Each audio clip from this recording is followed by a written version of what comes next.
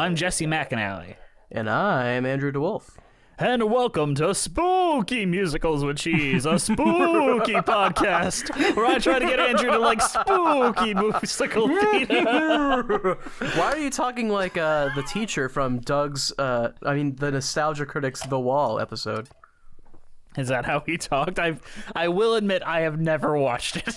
That is how he talks when he's portraying the teacher. He's Dracula for some reason. Oh, I was being Dracula because it's October. That's weird. And for all of October, we're going to be reviewing spooky-ish things in Dear Evan Hansen.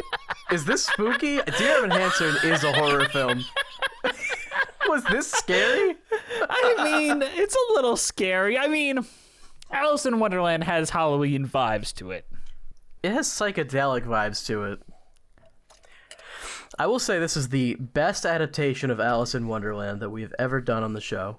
Right next to Wonderland? This beat Wonderland somehow? Somehow. In case you haven't figured it out by now, from a Patreon request from Mr. Marvel, this is Alice by Heart. Cue the music, Bree.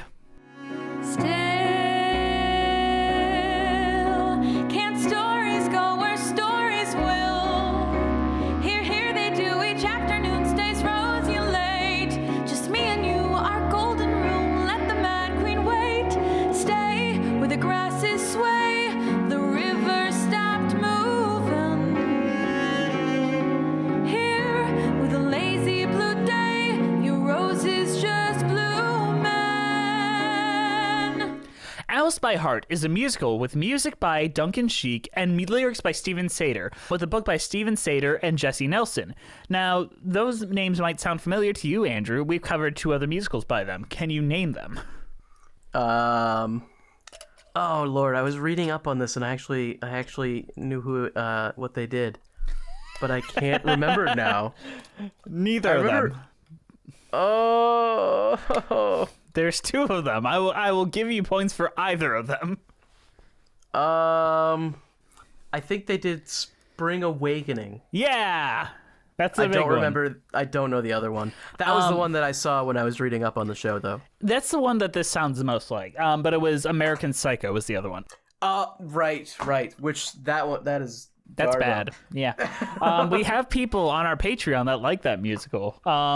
Enjoy being wrong. But it was based on Alice's Adventures in Wonderland by Lewis Carroll. It premiered off-Broadway on February 26, 2019 at the MCC Theater, following previews from January 30th, with the closing set for April 7th. The plot of which is, in the rubble of the London Blitz of World War II, Alice Spencer's budding teen life is turned upside down, and she and her dear friend Alfred are forced to take shelter in an underground tube station. While the ailing Alfred is quarantined, Alice encourages him to escape with her into their cherished book and journey down the rabbit hole to Wonderland. As they travel through the tale, Alice by Heart explores the poignancy of first love, coming to terms with loss, and finding the courage to move forward. The world premiere of the musical encourages us all to celebrate the transformational power of the imagination, even in the harshest of times. Can I throw something out there? Yeah. They watched Bridge to Terabithia, and then they made this.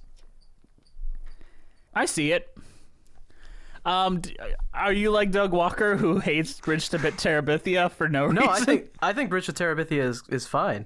That's a good book. I'm just saying that there's some similarities here. How would you describe the plot of Alice by Heart?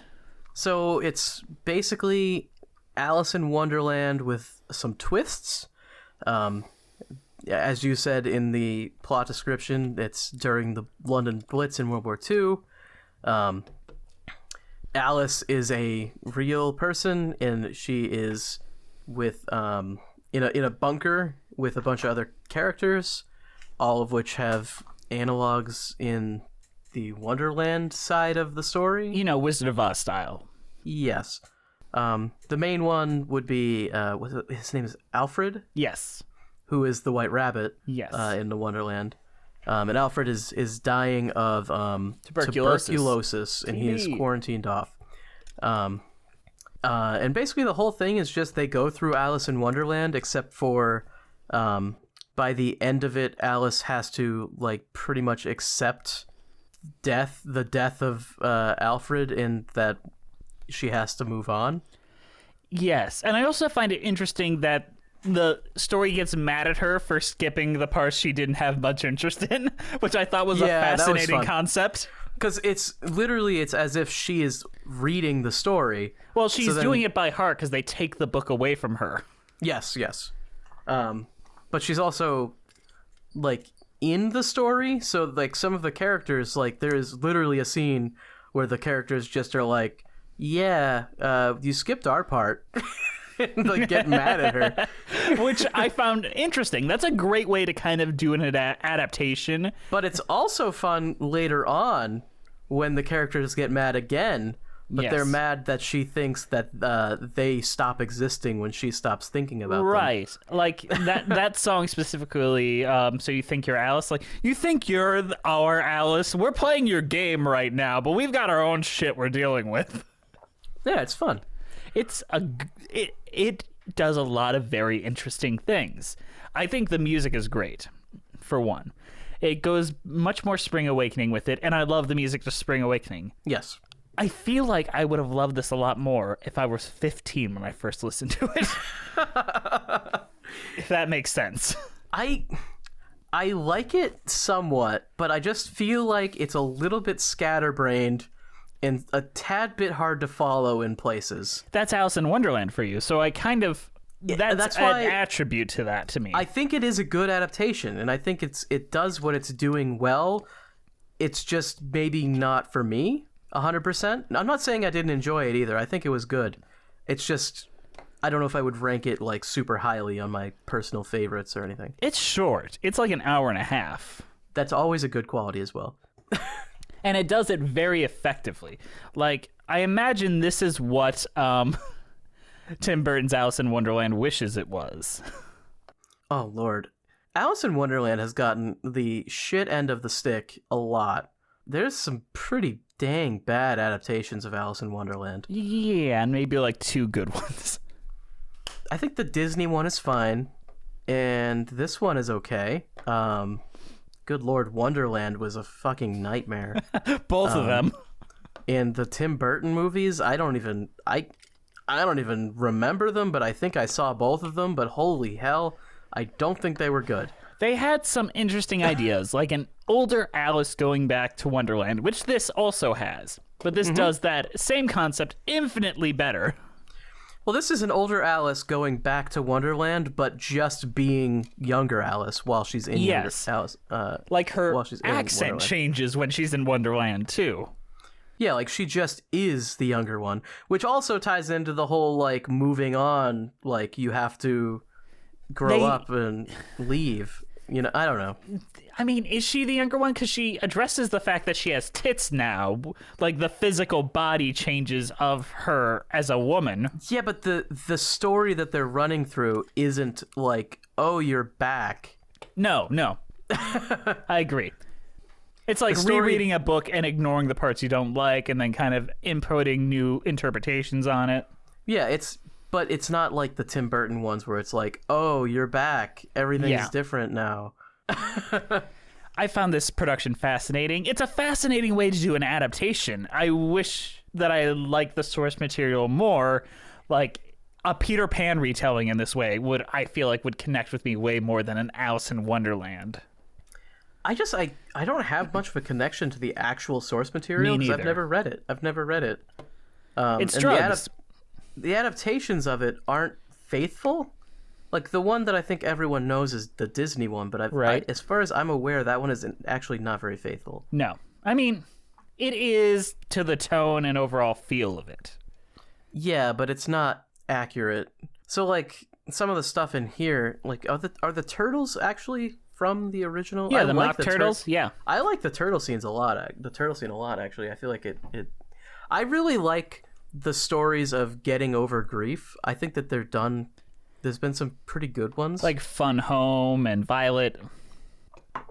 Yeah. And I think this one does it pretty well. Mm-hmm. I like that we're focusing on younger people dealing with grief instead of like an older person reconciling with their younger version's grief, if that makes sense. We very rarely see young people dealing with the grief in the moment. Well, yeah, and this is just directly like her friend is dead, Going and she has to die. Yeah, and she has to accept it. She can't run away from it like the way she wants to. Yeah. And that's kind of the problem with it. Like, the thematic ideas that it's playing with are great. Like, no comments. 10 out of 10. Wonderful job, everybody. Yeah. The execution is middling. Yeah. One, I don't know about the whole, like, bunker thing and why that is necessary. I almost feel like it's just there. I guess maybe we're tying it into the grief that everyone felt after World War II. This is the middle of World War II. Well, yeah, but maybe we're tying it into, like, this isn't the only grief she's experiencing. This is just something she's putting it on. I think it's the direct grief that she can't run away from. Like, if your dad's dying at war, you can kind of run away from that. But if your friend is dying right in front of you, that's a little different. I wish I knew why they decided that it had to be set during the London Blitz. I fail to see the connection between that and Alice in Wonderland 2. And I see that as a big, not failing, just a obstacle. Because visually, I think it's very interesting where we're using pieces of the Blitz, like the masks and all that, in our creation of Wonderland. That's brilliant. I don't see the why. I feel like that was the why. They wanted to do that, so that's why they did it. Like, they had the pieces, cool, and they didn't know how to finish the puzzle, so they just glued the pieces together and hoped it would stick. And it almost does. It's still a pretty picture to hang up, but that's not the right puzzle pieces, in my opinion. Yeah, I think that it's fine. It's just like minor stuff like, why did they do this exactly? That's kind of curious, but I wouldn't say bad. No. I think for the most part, it's a pretty decent, short, effective show. Yeah. And that's kind of the problem with it. Like, it works. It's good. It's high quality. There are very good set pieces for very good actors. Grace McLean from Great Comet is in it, and she's a fantastic Queen of Hearts. Yeah, and I was looking at some of the other. It looks like Ben Platt of what was he in? I don't know. No one ever heard his name before.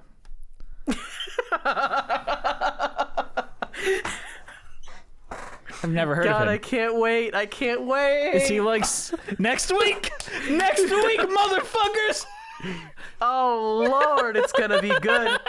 That's the scariest thing we're covering in October, bitch. Bro, we have to hype it up. It's next week. It's gonna next be terrible. week. All right. We can't go off. Okay. You can't. Okay. So, but in a lot of the workshops, like Alex Brightman, who we know from Beetlejuice, was in a bunch of workshops, so was Leslie Margarita. But the final cast, I think, is very good. You bring up Dear Evan Hansen, but did you know that the White Rabbit in our version, do you know who that guy is? He looked familiar, but I don't.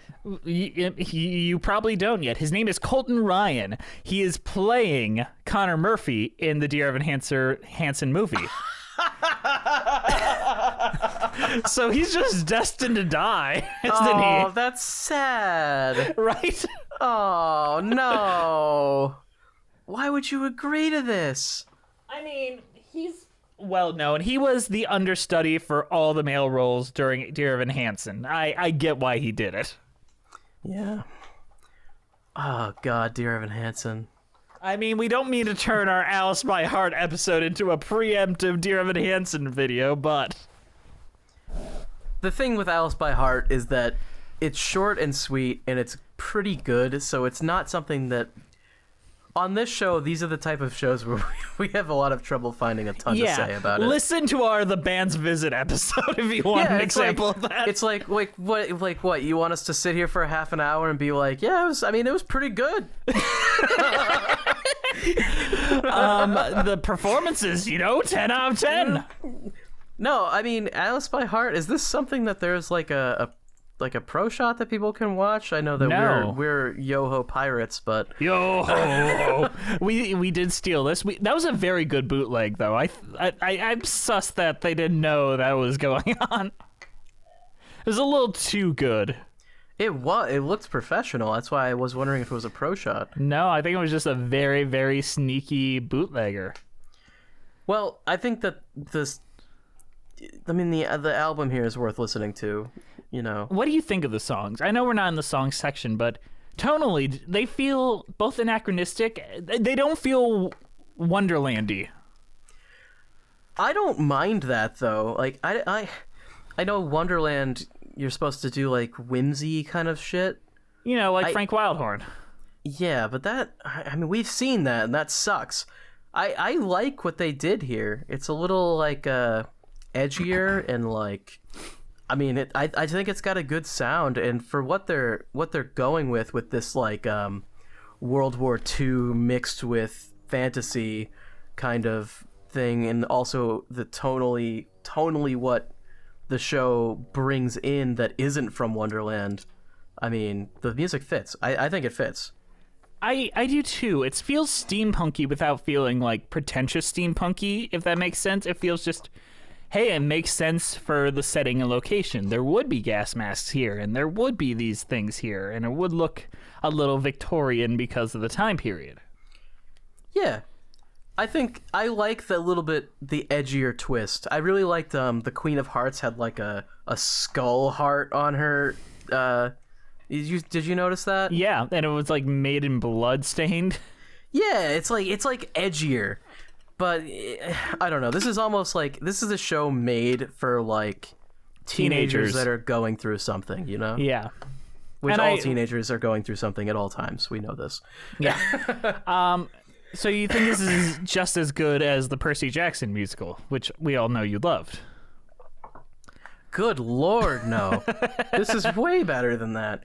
This is what teenage stuff should be about. There's like a love story here, but it's not awful. It's very compelling and very heartbreaking when it kind of falls apart. Well, yeah, it's like the one Alfred is dying. And like he wants to move on with his death. They're like in love, but he knows that it can't happen, but she's like clinging, and it's like it's sad, but it's kind of what makes it work. Right. And Alice is very flawed. Alice Spencer, not Alice in Alice in Wonderland. And Alice in Wonderland's like barely a character, I'm pretty sure. She's a surrogate for us to go through weird shit. Well, yeah, which is fine. That's what the story's about. But Alice Spencer in this is super flawed and just is actively running away from an uncomfortable truth in a way that we can all relate to, and in a way that's kind of very teenagery. I like that. I mentioned that turtle scene, but I feel like that was a great... Like, the turtles all get, like, upset, and they have the helmet that they use to protect themselves, but it's, like... almost like an emotional protection, and then they put it on Alice. Yeah, that's a good scene. There's good. A lot of it's one of the few times a lot of people try to apply a narrative to Alice in Wonderland, which has rarely worked. Well, I mean, what narrative do you put on a drug trip, And this, they kind of like, all right, we get it. The drug jokes, we're gonna make a drug joke, and then never mention it again, right up front. As soon as we see the caterpillar, we're going to get high. All right, we did that thing. Now back on to what we're trying to do. We did the thing. That doesn't have to be the entire show. By the way, the caterpillar, I don't know who that was playing. Heath Saunders. He's amazing. Really good. Really, really good. He's from Great Comet, too. He's very, very good. Yeah, really, really great performance by the caterpillar. Not to be this guy, but I think that everyone from Great Comet is probably one of the most talented human beings on Earth. Like Pearl Ryan, who's been on our show. She plays every instrument on the planet. You got Lulu Fall, who's also been on the show. One of the most incredible vocalists I've ever heard. You've got Heath Saunders, whose like voice goes in ranges I couldn't even expect. And Grace McLean, whose voice sounds like no one I've ever heard of, is just incredible as the Red Queen. But Jess, do any of them have a successful podcast? What the fuck? I thought you were going to go the other direction, but about like, yeah, but did any of them try to convince a sister that they were best friends with their brother so they could fuck him? You know, dear Evan Hansen. Look, I'm the only person that anyone knows for this role, even though 5 other people have also played it, and one of them I'm dating. But I had to play it because no one else cares about those people. I was intended for this, and if it weren't for me, this movie would never get made. Dude, holy shit, the ego is so the strong. Entitlement. It's so strong. Holy shit. Dude, you look like a 40-year-old. At 26, how did you do that? That's like they aged him up. I don't know what they did. Everything they did was like the worst choice they could have made. Oh, good lord. Unlike Alice by Heart. Oh, I can't wait. Next week. This is like the promo episode. This is like WWE commercials. This is like the over the pants, rubbing. When next week we're gonna get to the real stuff. Oh, fuck yes. Fuck yeah, Ben Platt. we gotta get the audience hard first. Gotta get the moist before we slide the Ben Platt in. All right, Bree, come back. This is what we become when you're not here. Is there anything else we should say about this? I feel like I've touched on everything I really wanted to say about this show. Do you have any hot takes? I guess my hottest take... I don't have a hot take about this, to be honest. My hottest take is I wish I had gotten this sooner, and I think teenagers will love it. Like, I wish I had seen this when I was the right age group for this, because I would have ate it the fuck up. Oh, you know what? Actually, I'd like to ask, where is this show right now? Is this doing anything? Is this a dead show? No. It premiered off Broadway, it got mixed reviews, and then it kind of disappeared as a great album that people like. All right. Before we go into the preview segment, I do want to ask you this question. There's a lot of set pieces where they kind of use bits of the set to create a thing. Yes. What's your favorite? I don't really know. You're trying to... I mean, the one that stood out to me initially was when they, recreated the book with, the beds. Right. I thought that was pretty interesting, and that was, the first one that I really noticed, and the one that's popping in my head right now. Though I'm not sure if that's the one I would consider my favorite. I love the Jabberwocky. I just love how he comes together and how kind of ramshackle it looks and how great it looks. The shadow usage throughout is really, really good. Yeah. I think... I don't know if I can pick a favorite. I just think the set design overall, and we've touched on this, it's quite good. And it's shocking. Like, when Alice loses her head, her shadow loses her head, and we're just, supposed to get through. That's how we get that across. So many smart ways. Smart theater. This is very, very smart theater. It's a shame this didn't pick up any real momentum. I feel like this just needs 1 or 2 tweaks, and then you've got a perfect Broadway show. Well, I don't know if it'll ever make it to Broadway due to the length. No. I think it could, but as a very good one act, like Fun Home, that's a great one act. That made it to Broadway. Imagine a circle in the Square Theater, kind of in the round. That would be perfect for this. I almost wish they would do a way to make one act shows more popular. Imagine if they sold a ticket that was at drive-ins they do 2 movies. What if you could buy and you could watch 2 one acts in a row with maybe the same performers and something. I think that would be great. I think double feature Broadway shows would be great. I mean, I would not watch a double feature of 2 full-length Broadway shows. No, I mean, Angels in America. Do you know about Angels in America? I don't. Incredible show. One of the most important shows ever released in the 90s. What people say Rent is, Angels in America actually is. It is 2 parts. Both of them are around 3 hours. Whew, Lord. Yeah. And they were released 2 times. The first part was released 1 year, then the second part was the next year. And now they are kind of seen as they go together. And so now when they perform the show, there is an act break during the first part. And then after the second half, they will feed you. Then they will get you ready for the second show, which I think is what should be made standard. Yeah, I mean, if they're going to do that, that's a bit different. Though, good lord, you will never get me to sit through 6 hours of anything. I saw it. They performed it in my college, and I had a lot of friends in it. And it was great. It was a good experience, but it is a lot of sitting. I guess as dinner theater, I could see it, because like, if they're going to feed you and everything, then it's give you a little bit of drinks in between.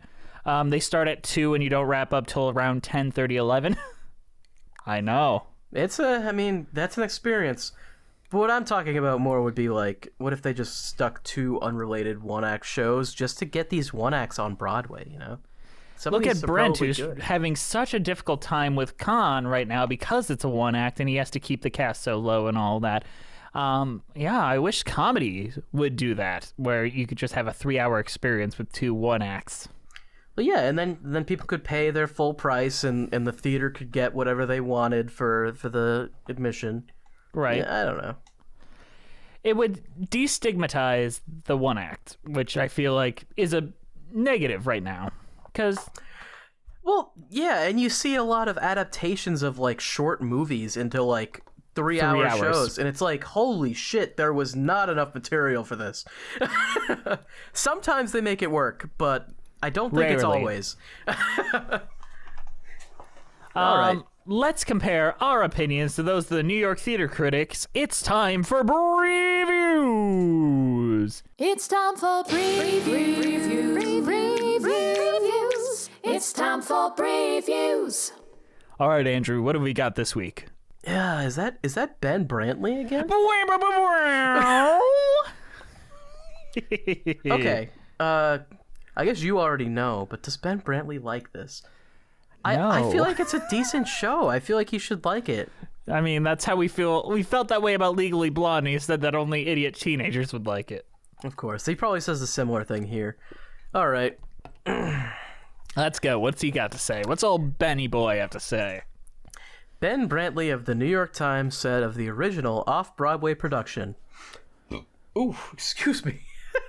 Wow, Ben Brantley's really bringing the thunder. What did he say? Damn, how do you write that? Fantasy in the face of faith-testing adversity is the subject of the new musical Alice by Heart. The inaugural production of Robert W. Wilson MCC Theater Space in Hell's Kitchen. Okay. So perhaps it's appropriate that audiences for this thickly layered riff on Lewis Carroll's much plundered Wonderland novel, which opened on Tuesday night, should find their own will to make believe so relentlessly challenged. What the fuck does that even mean? So perhaps it's appropriate. I mean, I think he's basically saying that it's appropriate that this show is failing. I guess. It's mean. Just mean. The real-world characters are so hastily established and sketchily drawn that there's nothing compelling or surprising in their metamorphoses. It's also hard to grasp any necessary relationship between war-warped London in 1941 and the particulars of Wonderland.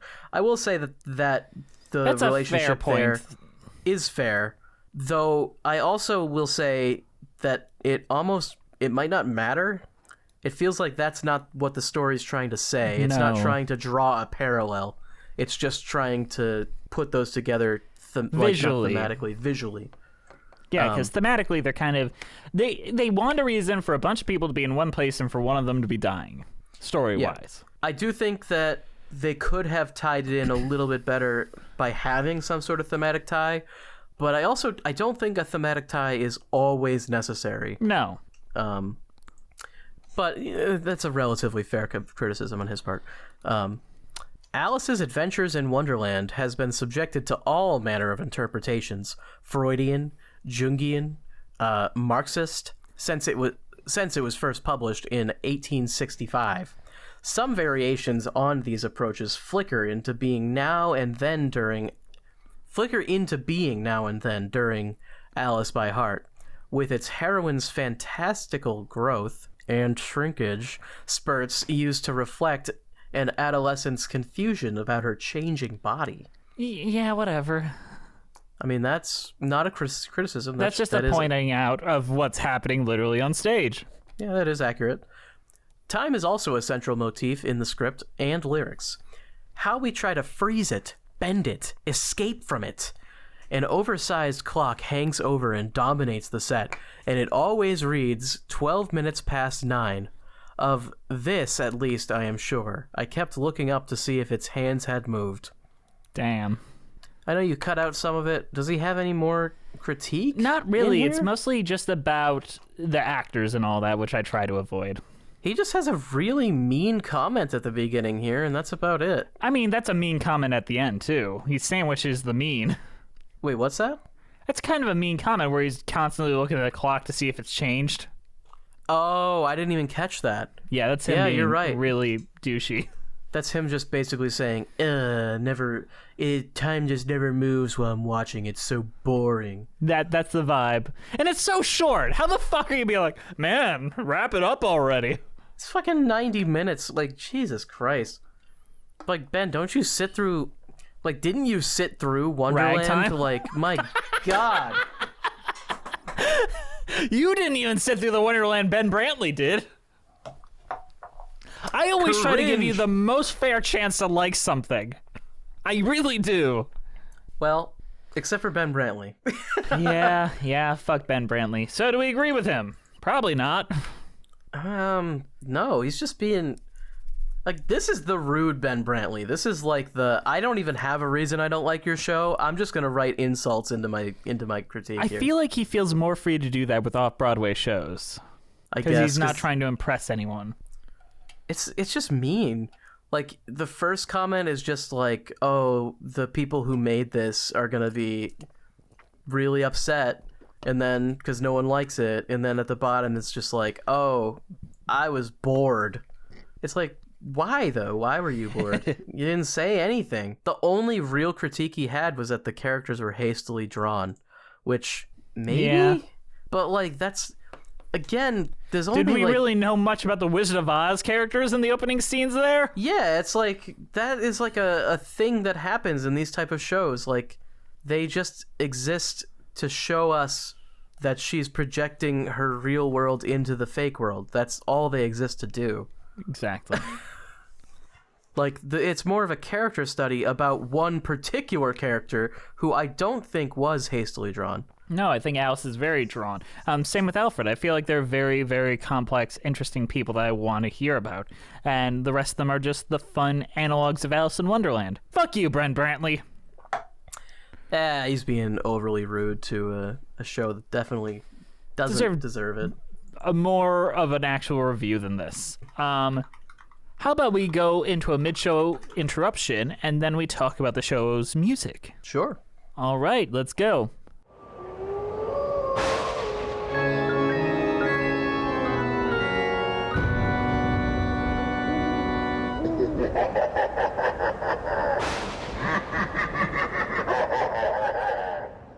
Today's show is brought to you by the extremely kind donations by our donors at Patreon. Patreon's where you can go if you'd like to donate to us. We use the money to keep the show running. We also supply additional content, like the video versions of this and every episode.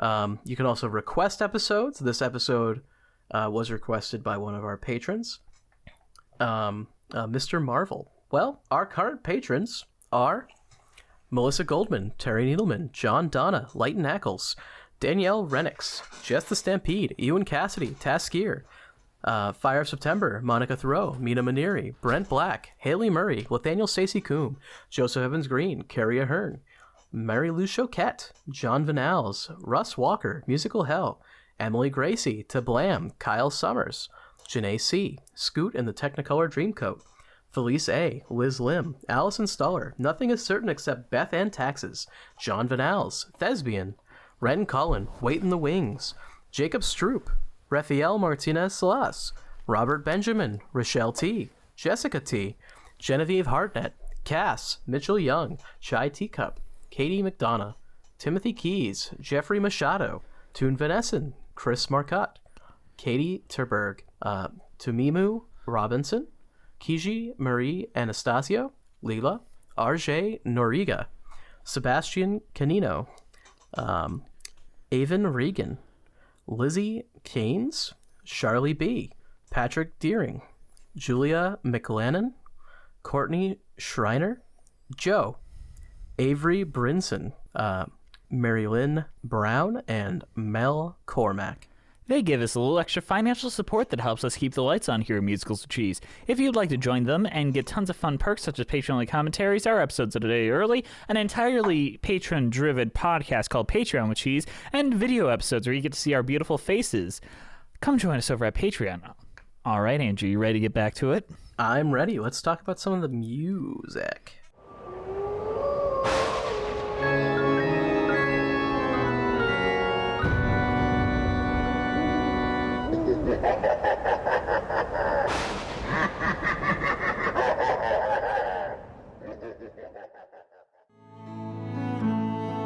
There's a world we knew as we before a story entered a tiny kiwi turned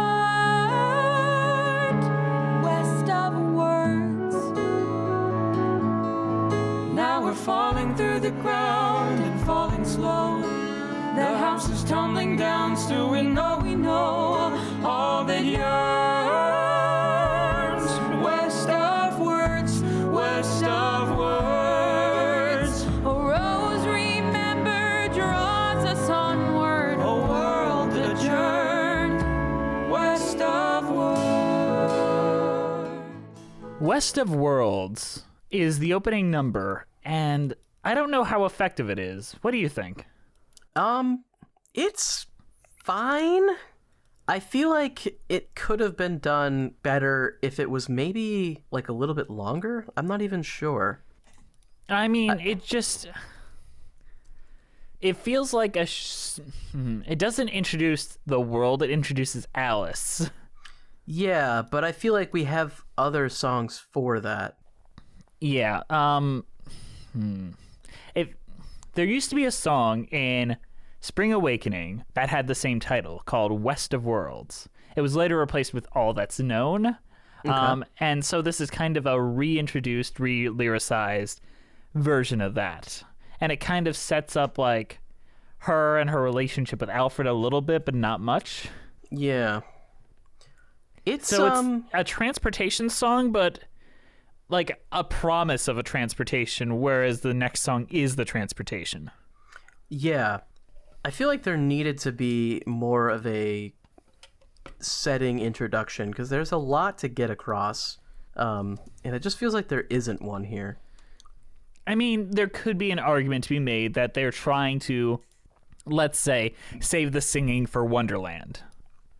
Sure, but I don't think that's... Well, one, they don't. No, they don't. This is not in Wonderland. And two, if you're going to do that, it should be... I would say the music should have been more whimsical, which is something you said about it doesn't sound like Wonderland. No, it doesn't sound like it. So if it's not going to sound like Wonderland, and you're not even sticking to the rule that all the music is in Wonderland, just have an opening song to explain everything. I don't know. I mean, it kind of explains everything. Like, but it almost feels metaphorical, if that makes sense. Like, this feels like a pop song that is just taking... Like, you've seen the new Matrix trailer where they mention Wonderland a lot in that pop song that plays over it. It feels like that in its references, where they mention there's a hatter holding tea on a madder lawn, a waltz of children with tails and talking birds west of world. Like, I think I literally actually thought of the Matrix trailer when I heard this particular song. This is the only song that kind of feels like, everything else is much more literal, where this feels like more of an extended metaphor. Yeah.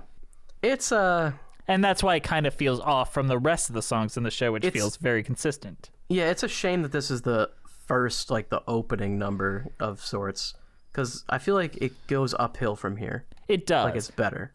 But it feels... This is where it feels like a little bit like what's the word? A concept album rather than a musical. This one song and the fact that it opens it. Yeah. However, let's move down to Down the Hole. I think this is a much better, like, all right, let's get it going. And it uses all those metaphors similar, but a lot more energy, a lot more Well, and direct. this one also, it has the visuals to back it up too, because it's they're actually going down the rabbit hole. This one's way better, and if you're gonna do the thing where all the music is in Wonderland, just start it here and cut that other song, you know. And this is also just a very catchy, memorable song. Down and down the hole. And you introduce like all the characters. We introduced the caterpillar, we introduced the Cheshire cat, and like this is how they're gonna look. We learn the rules here. This feels like an opening number in the way that West of Worlds doesn't really. Yeah. I guess West of Worlds could have been done as a prologue in a similar way to Ragtime last week, where the journey away was kind of the real opening number, but it didn't quite work in that way. We're just getting the bad opening numbers back to back. Yeah. Down the Hole is great. Visually, emotionally, it's an incredible song, and I think it gives me cheers hearing it. Yeah. It feels like you're tumbling down with them, even just with like the album. I also think that the visuals really kick in with this song too, right. And a lot of the stagecraft and what they do with the. I like how they use all of the cast to help portray everything. It's great. Let's talk about Still very, very briefly. Still, our story's known. It is until we run it through. So much ado, away, away. One look at you, and what's the use? I've got my day. Run and play with me still. On this page with me still. Stay. And stay with me still. Time is chasing me still.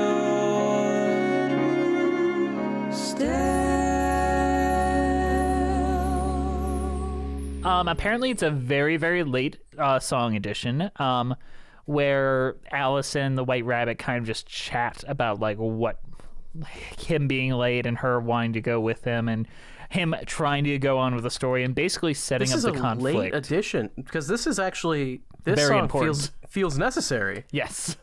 So this wasn't initially in the show.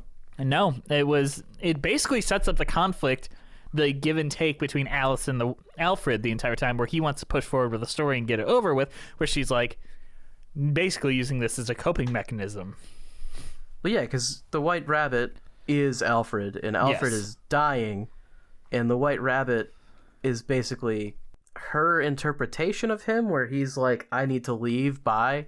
Yeah. And he wants to go as quickly as possible, but she's like, I want to cherish every moment, you know. It's so important. Like, I'm shocked that this was one of the last songs written, but it's very, very effective. You would have just gone, I mean, maybe they just had a dialogue scene do all of this. It works better as a song. Anytime you can turn dialogue into a song, it's a better story altogether for musical theater. Yeah. I do want to bring up, especially here, Colton Ryan's performance in the pro shot and in the bootleg and in the album. Pirate. Yo. He's very good. Like, I almost think, because I didn't really know his work before this, and I knew he was going to be playing Connor in the movie. The all-important character of Connor. Connor Hansen. I am Connor Hansen. I am Connor Hansen. Listen to our D&D podcast on the same feed, guys. It's great. But his sadness and like resolute, almost like he's kind of forced to stay this path, is very clear here, and he does it very well. I can see him being a very good Connor and a much better version of Evan Hansen, to be honest. We haven't seen the movie yet. I'm sure a lot of you have at this point. We are recording this before... Well, is it out? I don't actually know. It'll be out by the time this comes out, because it comes out this Friday. We're recording this on the 22nd. So it's not out right now while we're recording it, but it's definitely out when you're listening to this. Yes, on October 7th or whatever. But I can already tell you, it looks like shit. It was a bad movie. What do you know? We're probably going to say it's a bad movie next week. Yeah, I mean, we'll go in with an open mind, and maybe we have the strongest U-turn ever in podcast history.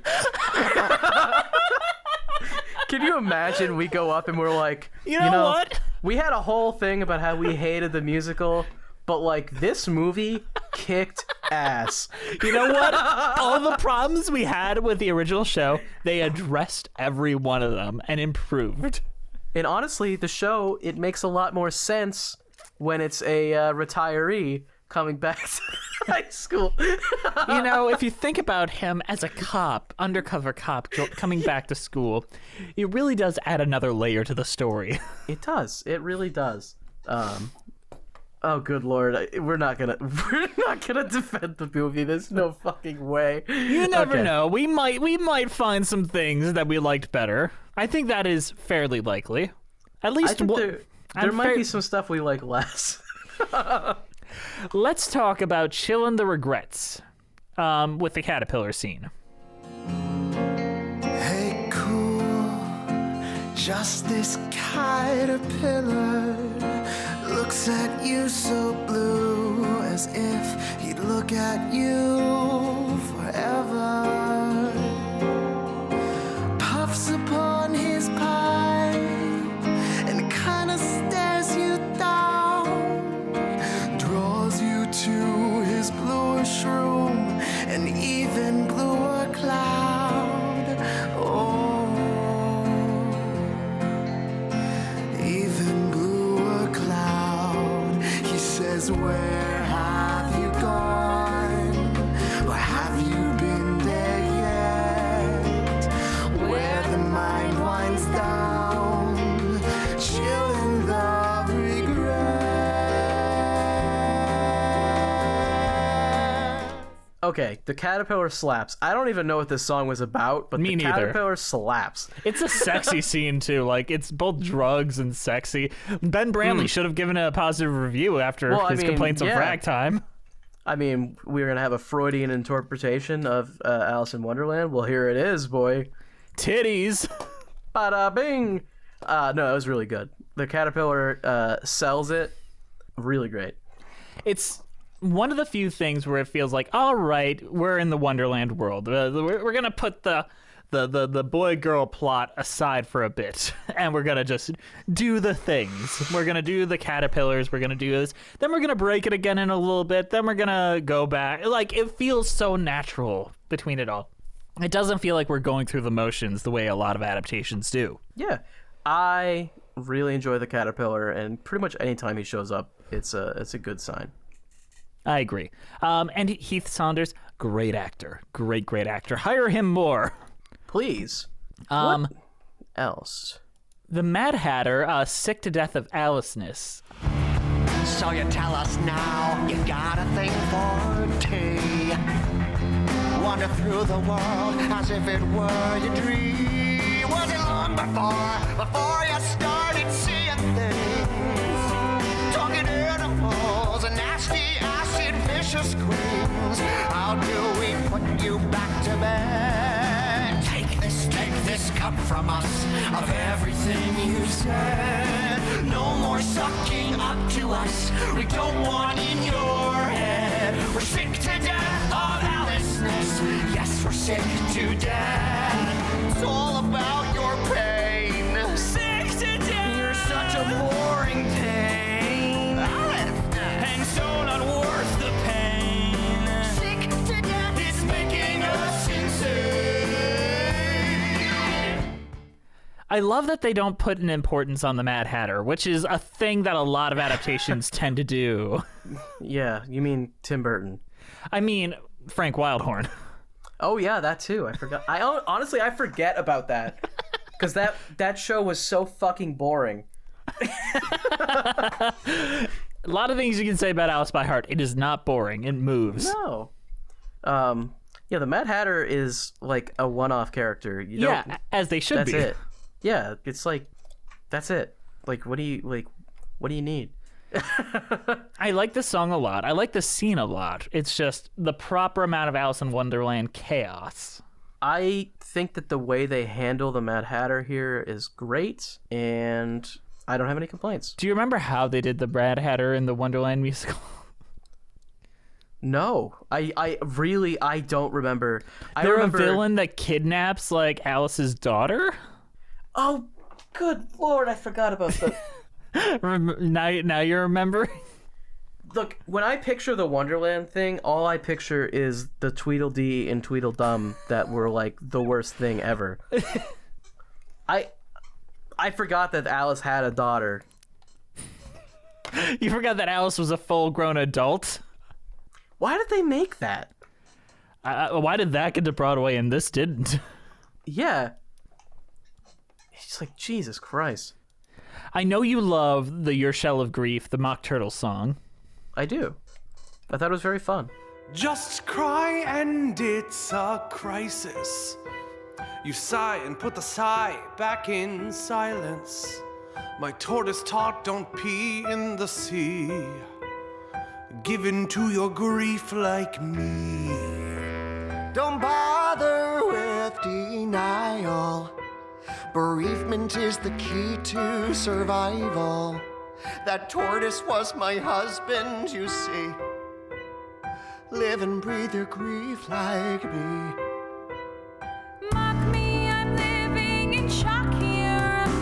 My cheeks thick with tears. My heart is a dark polar black deer. No one comes near. No loss could ever match mine. They weep the weep, but I lost my rabbi. My tortoise taught us Torah, you see. Meet yourself in grief like me. I think the song is great. And the point that you're trying to make about like they're just trying to stop themselves from getting hurt is very well established and executed here. Yeah, it's. I will say, if there's anything you can complain about, it is too On the nose. But this is I feel like this is a show for teenagers, and I think it's fine to have stuff like this where it is very direct and just says it. Like, you can do that sometimes. Okay. We're tying this all together right here, right now. Yeah. This is more important, a revolutionary story for the youth and for the unseen than Dear Evan Hansen ever could have been. It deals with the same topics: getting over grief, feeling alone, feeling isolated, in a very concise, very well done, better songs by far, emotionally coherent in a way that Evan Hansen isn't, emotionally, like, not manipulative. This is the teenage musical that should have been the voice of a fucking generation. I don't know about, like, I don't want to assign voice of a generation to anything because I feel like that has to come naturally. I agree. But I will say, if something deserved it, this deserves it more than Dear Evan Hansen does. That's what I'm trying to say. More because they're dealing with very similar themes and very similar music style. Well, yeah, and also I feel like there's an actual emotional connection that Dear Evan Hansen just forgoes because they wanted it to be about a sociopath. Like, Alfred is an actual character in this. Yes. Connor is not a character. He is a prop. He's a literal prop who has, like, no agency throughout the entire story because he's already dead. By the time the narrative really kicks off. Yeah, so it's like, I don't know. This is much better. The themes are a bit different, but, like, yeah, I get what you're saying. Like, it's about loss and dealing with it as a young age and not always dealing with it in the right ways, which is what Evan Hansen claims to be about. Except for this fictionalizes it and doesn't have it happen in the real world where you have to look at it and be like, there are actual consequences here, and he just gets away scot-free. There's a lot of reasons why a lot of young entertainment media and kids media is done through metaphors rather than direct language, because you can teach a very important adult lesson through extended metaphors in this way. Take something like The Iron Giant, which is about like anti-war and how it's destructive on every end and how hate, but it's like through this very fantastical point of view. Up, even, which I don't even like, is telling a very adult story through a very fantastical lens, but it hits harder because of that. This hits harder than Dear Evan Hansen because it's nowhere near as literal. You can interpret it in different ways, and therefore, once you're doing a story like Dear Evan Hansen, it feels like it should have been satire, but it's not. Well, yeah, because, I mean, I think deep down, a lot of times kids do have very bad reactions to things that if they acted out on them would be catastrophic. Agreed. Which is why when it happens in Dear Evan Hansen and he just does it, it's really bad. Whereas when it happens here and it's more of like she's thinking about doing it and coming to the realization why it's bad, it makes more sense. Yes. And also teens replicate actions quite often, which is not great. Like 13 Reasons Why. Are you aware of that? I am aware of that. Because of that show, suicide in teens increased a very, very large amount because... Is that actually true? That's terrible. So much that they had to put a warning before every episode of like the second and third and throughout seasons. I mean, and I don't know if it's a solid critique or anything, or it's not really even something I've thought about immensely, but I really don't like the amount of like high schoolers are suicidal sort of content that is out. I will say the only one that's done it effectively was Heather's, because that is such a stylized world where that does not replicate reality in any way, nor is it trying to be. Yeah, again, it's like fictionalized. And I feel like that would be a better way to handle that subject, is to fictionalize it and show why it's not good. Like Dear Evan Hansen has too many suicidal characters that are just... Yeah. I don't like that. I don't know. And I understand that mental illness is a real problem and awareness of it is good. I don't know if that's how you do awareness. Let me talk about mental health awareness. I believe Haley St. James, who has been on our show and has been on my other show, Dear Friends, I believe that is where they were on our Emoji Land? Emoji Land and In Trousers. Yes, I remember. They brought up how when they saw Dear Evan Hansen, it triggered a lot of PTSD for them, and so much that they had a nervous breakdown and ran out of the theater. It is not helpful for mental health at all. If anything, it's detrimental to mental health. It's not awareness, it's just showing it. Yes. Like, and the amount that it shows it is bad. It's like... Now, if it were a show that was thrown as satire for an adult audience, a grown adult R-rated audience. It's almost what it feels like anyways, because it's so bad. It would have been more sustainable for me. I would not have nearly as much vitriol for it as I do. Yeah, and I mean, you could have those same critiques and be like, well, it's still bad that they're showing it, but when it's in the setting of an adult comedic satire, I have more leeway with that. Yeah, like that Happiness. Can be edgier. That can be edgier. Yeah, like Happiness is like you wouldn't want that shit ever portrayed in a children's media. No. Ever. But, like, when it's done as a satire, like, you can still criticize it, and I agree with you to some extent that maybe we shouldn't portray that stuff at all. But if it's in that setting, I'm more okay with it. I am too. And I believe free speech, all that. Marketing towards children. Selling young adult children's books that tell that story bothers me. It's not okay. It's just... And not to harp on Dear Evan Hansen in our Alice by Heart episode. Well, we're comparing them in a way, though. We're saying that Alice by Heart has done these subjects so much better. So much better.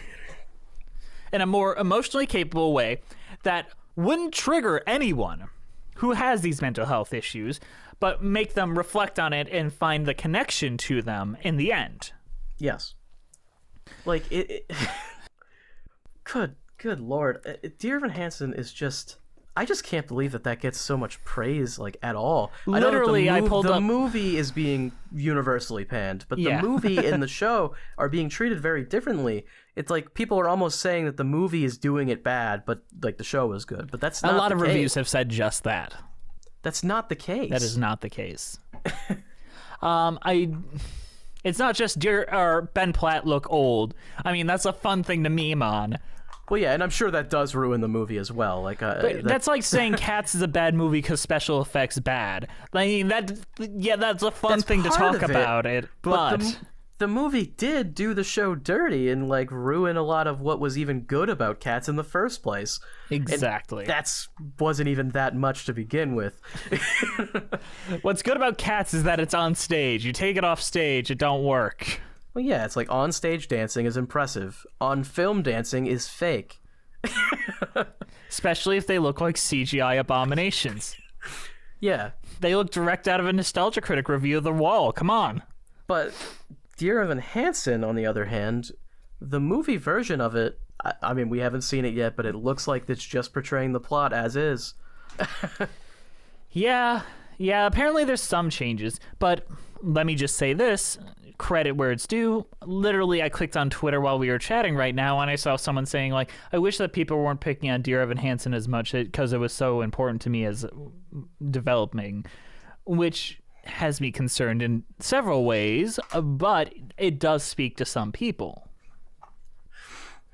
I guess I can understand liking something because you liked it when you were younger, but I feel like you have to be able to look critically at that sort of thing and look back and be like, maybe that wasn't good. Maybe Space Jam isn't as good as I remember.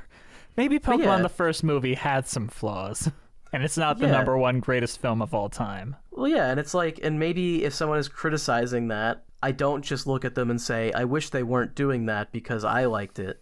You look at them and be like, I can agree with that, but I have a personal attachment to it that is preventing me from agreeing entirely. A lot of people on our Dear Evan Hansen video said that, and I respect them for that a lot, to be honest. Well, yeah, at least if you're saying, I have a personal attachment and therefore still enjoy it even though I can see what you're saying. And there's a big thing that I want young people to learn. And I want young people to learn as early as they can, because I feel like even you and I learned this a little too late. People dismissing the things that you like is not a dismissal of you. Do not equate your personality so much with the media that you consume that you cannot tell the difference between someone saying a movie is bad and saying you're bad. Okay? If we're going to learn anything from us this week, you are not the media you consume, and the media you consume does not reflect much out of your personality as a human being, nor does it influence how much you are respected or liked or enjoyed by other people. Me and Andrew love trash. Let's just say that. Oh, yeah. I mean, and I guarantee if you met Jess or I and talked to us long enough, you would find out that we love something that you think is just absolute garbage. And that's fine.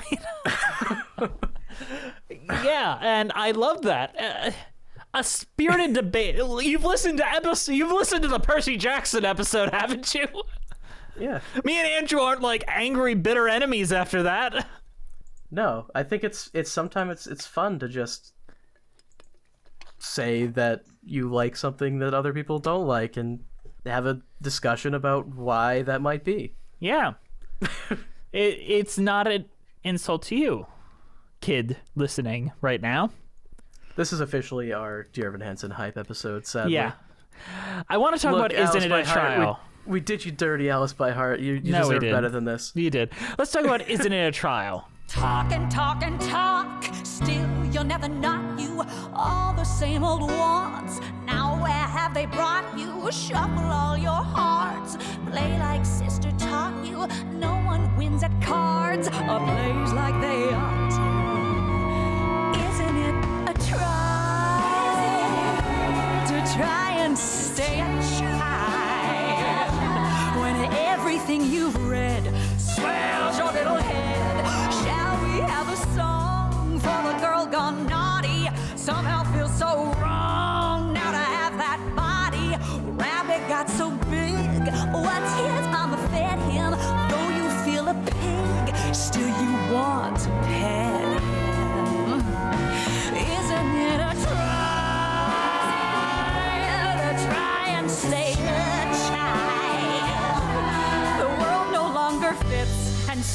you're stuck in it. Isn't it a trial? No time can save a child.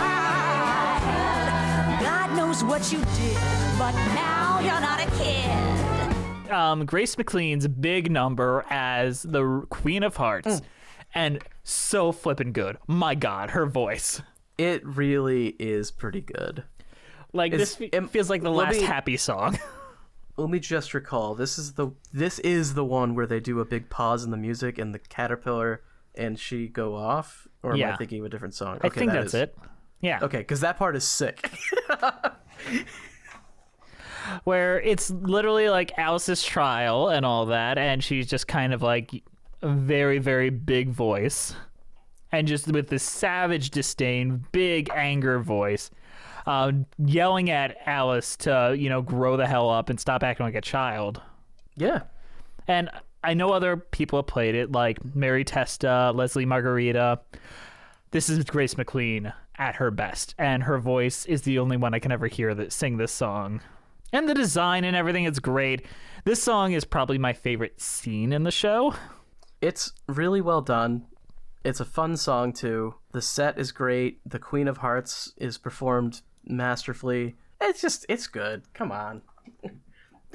I don't know. There's not a ton more to say about that. No.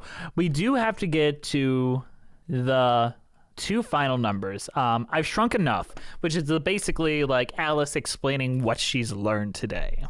Yeah. Where she's like, it's time for me to be me. Go back to being pictures in my dreams. You're nothing but a hatter holding tea, telling riddles not worth answering. It's done, I'm done, I've shrunk enough. You can turn the lock, I hold the key. You underrated birds from chapter 3. Caterpillar poof, I'm some new me. Go huff and puff, I've shrunk enough. You've had enough. Well, suck it up. But, I've shrunk enough. You got this right. We'll rise you up. Done, done, and done. I've shrunk enough. Enough's enough. I've shrunk enough. I've shrunk enough. And time is up. It's a good part, and then that is it's like what she's learned, but then she also has to execute on it, which I like. It doesn't just end with the what I've learned number. She then goes and has to confront the actual problems and apply it. Now, this was a very late addition to the show. There used to be a song called What Have I Done With Me? And they removed it because they didn't think it felt right in a post-Me Too world. It was like a mad, entitled despots taking the reins around the world and just kind of spitting out existential angst about what she's going through. And instead, it's more of her taking control of herself in the situation, which is better for the story, to be honest. It makes more sense. I'm trying to even imagine what that original version looked like. It's like an angry, mean, like, I hate you all kind of thing. What have you done with me? No. I don't even see what they would be going for there. This makes more sense, because really the entire show is meant to be reflective, not like the world putting stuff onto her. Yeah, and that's kind of the biggest issue with the original idea is this is Alice's story, and she kind of needs to figure it out for herself. And I love it this way. I think it's great. Yeah. No, I agree. Probably my favorite song in the show, to be honest. It's one of the less fun ones, but it works. And then you've got the big final number between Alice and Alfred. I think She it's just afternoon. dies, right? Like He just dies. He's dead. Yeah, and it's basically her admitting how she's always felt for him as he dies. Yeah. And Which is a very sad one, but it had to be there. yeah, and they kind of reflect about their world in Wonderland, and it's great. I love it. It's a good song. But the final number is a little too Spring Awakening for me, which is Winter Blooms. Rabbits lead you for a while. Picture books, a Cheshire smile. Summer drifts along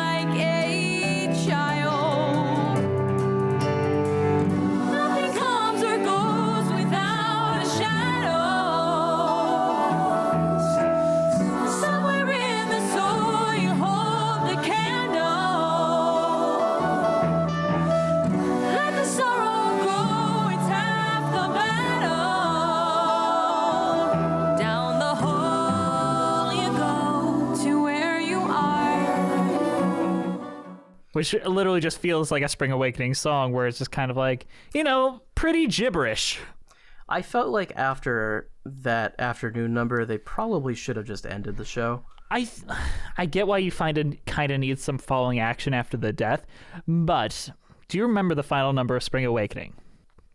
No one does. No one does. Yeah, no, I don't. It's called A Song of Purple Summer, where it's just pretty poetry, just to wrap it all up and... They couldn't figure out how to end the damn thing. Well, it's like, the story's over, but we need an ending song. Yeah. I feel like a lot of shows just do a reprise, and I feel like you probably could have done that here. In fact, they do reprise Down the Hole after, I don't know. Yeah, it's in Winter Blooms a little bit. It's a good ending. It's heartbreaking in all the right ways. You know what this reminded me of, and it makes me wish we had been a little kinder to? What's that? Do you remember the musical Bear? A little bit.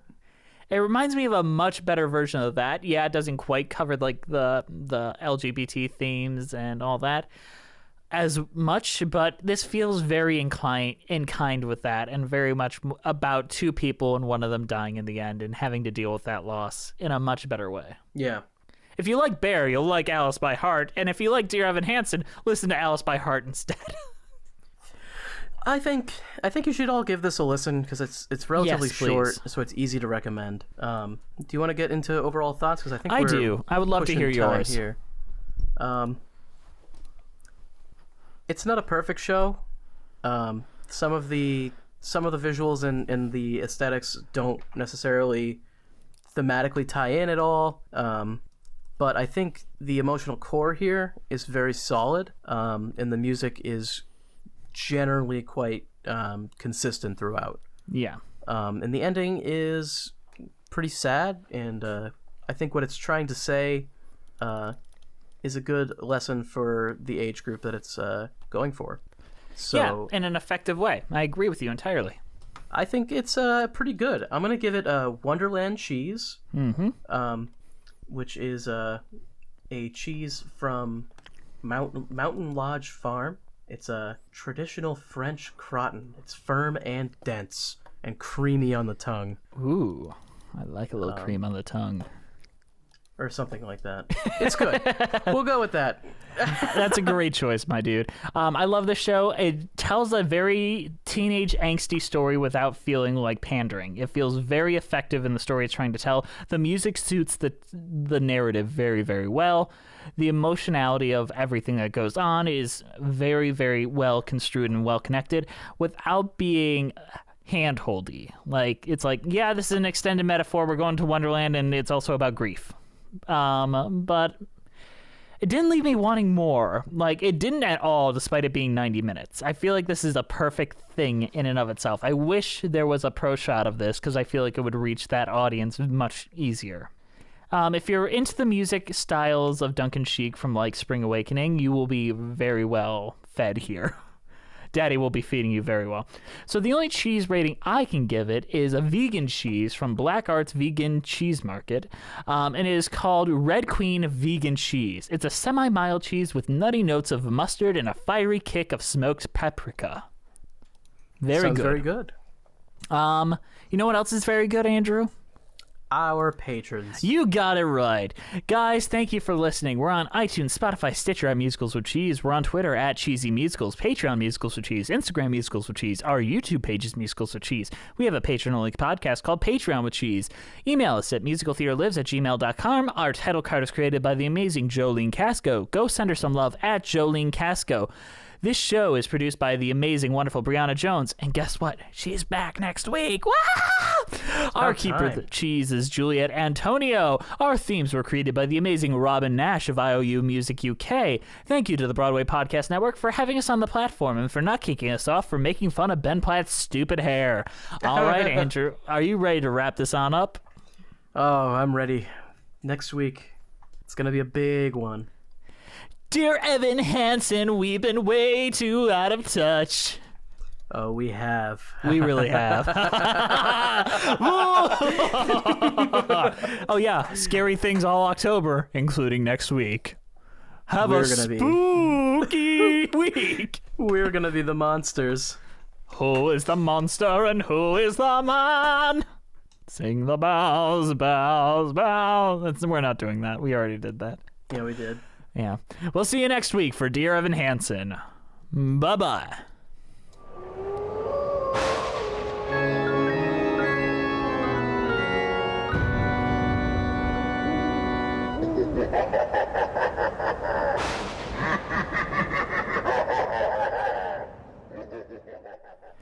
And down the hole, down and down the hole.